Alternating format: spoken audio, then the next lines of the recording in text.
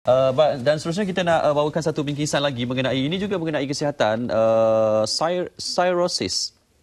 Betul doktor? Psoriasis. Kena tanya doktor baru betul. Psoriasis. Mungkin. Okey, psoriasis ialah sejenis penyakit kulit kronik yang dialami ramai pesakit, namun ia tidak berjangkit. Jadi ini satu bingkisan khusus yang kami sediakan untuk anda.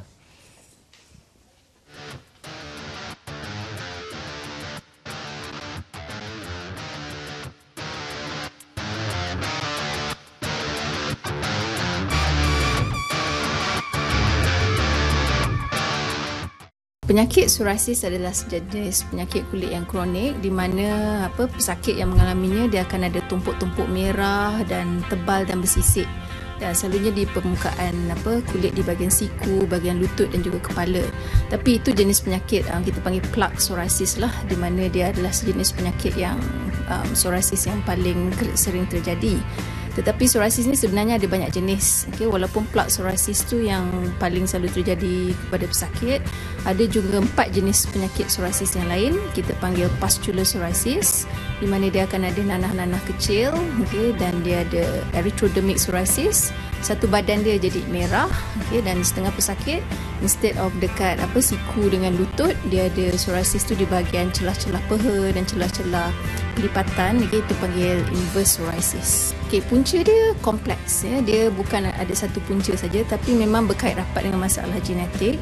Jadi kalau ada ahli keluarga yang ada penyakit psoriasis, risiko untuk dapat tu lebih tinggi. Tapi bukan faktor genetik aja, dia disebabkan masalah sistem imun, pertahanan badan dan juga faktor-faktor environment lah, yang menyebabkan faktor-faktor persekitaran yang menyebabkan psoriasis. Psoriasis adalah penyakit yang tidak berjangkit. Dia tak boleh dapat, seorang tu tak akan boleh dapat melalui sentuhan.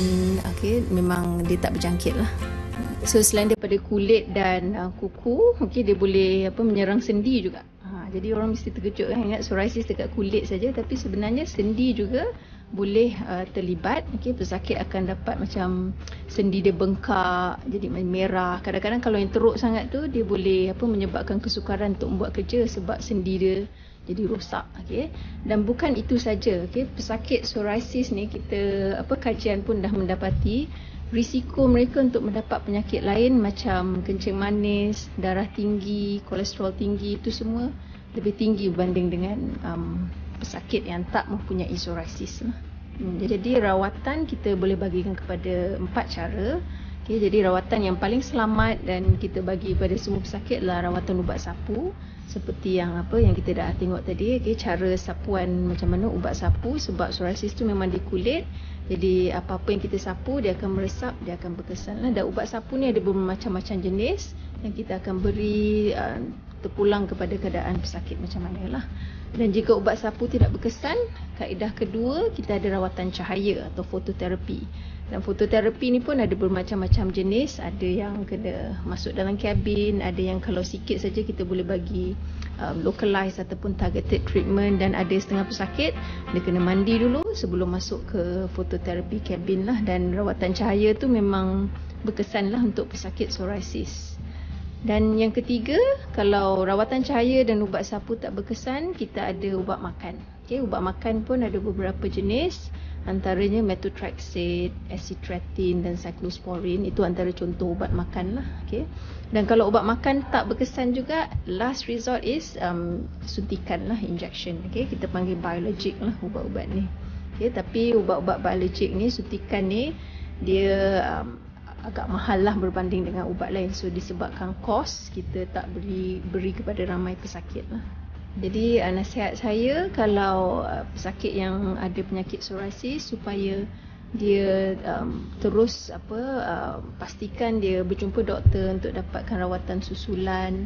Sebab seperti yang saya bagi tahu, penyakit ni penyakit kronik, jadi dia tak boleh bila kulit dia dah okey dia berhenti tak jumpa doktor. Dan juga saya nasihatkan untuk amalkan gaya pemakanan sihat dan pastikan sentiasa bersenam supaya tidak mendapat risiko penyakit-penyakit lain. Dan saya juga nak war-warkan yang kita akan mengadakan sambutan Hari Psoriasis Sedunia yang kita akan adakan pada 29 Oktober ini bertempat di Hospital Kuala Lumpur. Dan sambutan ini adalah untuk pesakit-pesakit psoriasis, dan juga ahli keluarga mereka.